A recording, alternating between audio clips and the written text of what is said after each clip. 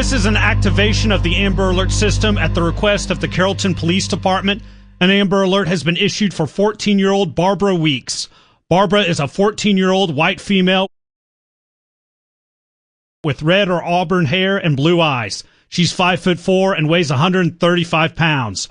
Barbara was last seen on February 28th at 6:12 p.m. on the 1300 block of the President George Bush Turnpike in Richardson, wearing a black shirt with black and white striped shirt underneath, black jeans, and black shoes. If you have any information on this Amber Alert, please contact the Carrollton Police Department or call 911.